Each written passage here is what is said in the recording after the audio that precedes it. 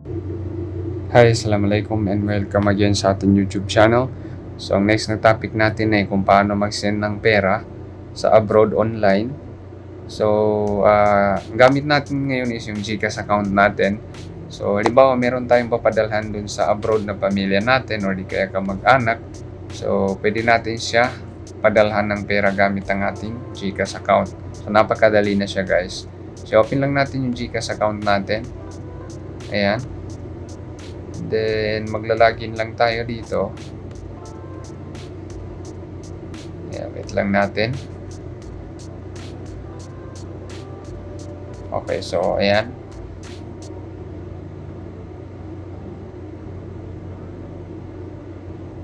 So, dati kasi, nung hindi pa sila nag-update, so hindi tayo pwede mag-send. So, ngayon pwede na. So, ngayon dito tayo sa transfer. And then, as you can see, meron tayong makikitang locally and internationally or local and international. So, since sa abroad yung papadalhan natin ng pera, so dito tayo ngayon sa international. Ayan. Okay, so dati, pag inopen natin yan, hindi tayo makakapag-send kasi under maintenance. So, ngayon, pwede na siya. Ayan. So, ito yung mga instructions, guys. 1 to 5. And then, basahin lang natin yan and then send money. Okay, so select country. So, ito yung mga available country na pwede natin padalhan ng pera. So, meron tayong Australia, Canada, China, France, Germany, India, Italy, Japan, Oman, Qatar, Saudi Arabia, Singapore, South Korea, Spain, UAE, and United States. So, halimbawa, doon sa abroad yung papadalan natin sa Saudi Arabia. So, kinakailangan natin magpadala. So, napakadali yun. So, dito tayo sa Saudi Arabia. Ayan. And then, transfer to receiving channel. So, meron silang receiving channel na bank and e-wallet. So, pipili tayo ngayon sa e-wallet ba or bank. So, halimbawa, dito tayo sa e-wallet. Ayan. So, type of recipient. Select recipient type. So, myself or individual. So, dito tayo sa another individual. So, next lang. Okay. So, ayan. Ito ngayon yung mga available na e-wallet sa Saudi Arabia. So, meron tayong STC Pay, Mobile Pay, and then UR Pay. So, marami dito guys. Ayan. Pipili lang tayo. So, halimbawa, ang ginagamit kasi kadalasan dun sa Saudi Arabia is yung STC Pay. So, STC Pay. Ayan. So, SAR. So, as you can see, converted na siya kaagad sa Saudi Arabia Riyal. So, kung ita-type natin dito yung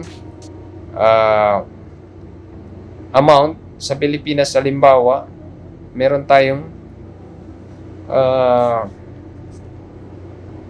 so, minimum, as you can see, merong minimum na 500 pesos.